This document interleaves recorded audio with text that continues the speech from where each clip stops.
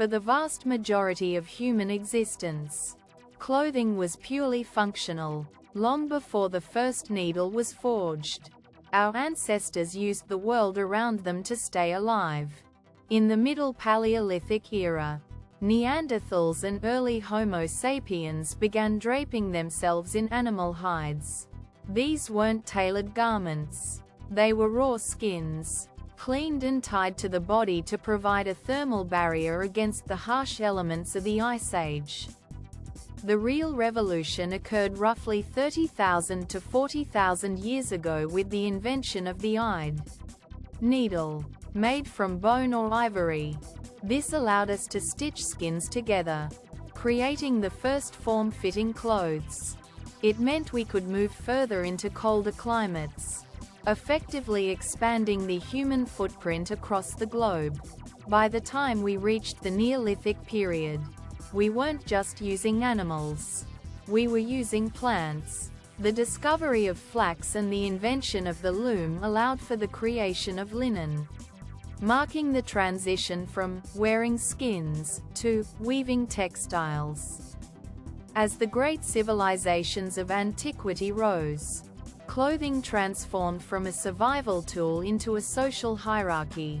In ancient Egypt, light, breathable linen was the standard, but the quality of that linen told you everything about a person's rank. While laborers wore simple loincloths, royalty wore finely pleated robes and elaborate collars.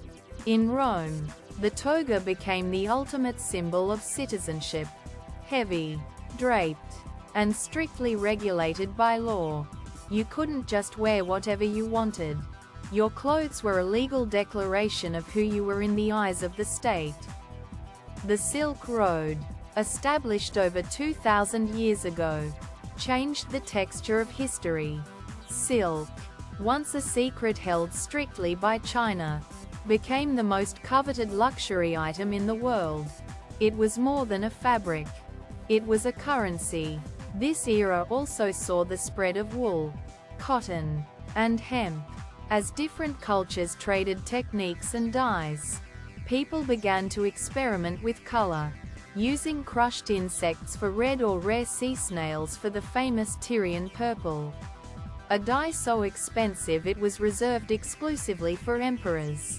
Moving into the Middle Ages and the Renaissance, tailoring became an art form. This was the era of the sumptuary laws, which were specific rules dictating what certain classes could wear. If you weren't a nobleman, you could be fined or imprisoned for wearing velvet or gold embroidery. Clothing was designed to be restrictive and dramatic. Corsets, farthingales, and enormous ruffs were used to physically reshape the human silhouette, signaling that the wearer was far removed from the physical labor of the working class. The late 18th century brought the Industrial Revolution, which effectively ended the era of handmade clothing for the masses. The invention of the spinning jenny and the power loom meant that fabric could be produced at a speed and scale never seen before. By the mid-1800s, the sewing machine entered the home and the factory. This gave birth to ready-to-wear clothing. For the first time in history, you didn't have to be a tailor or a king to own multiple outfits. Fashion was becoming democratized.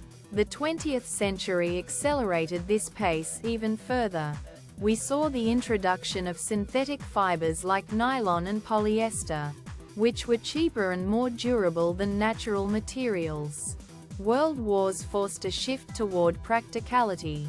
Women's hemlines rose as fabric was rationed, and utilitarian designs like the trench coat moved from the battlefield to the city street.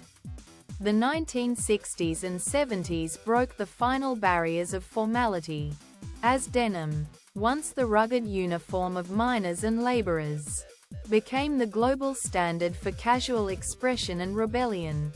Today, we live in the age of fast fashion.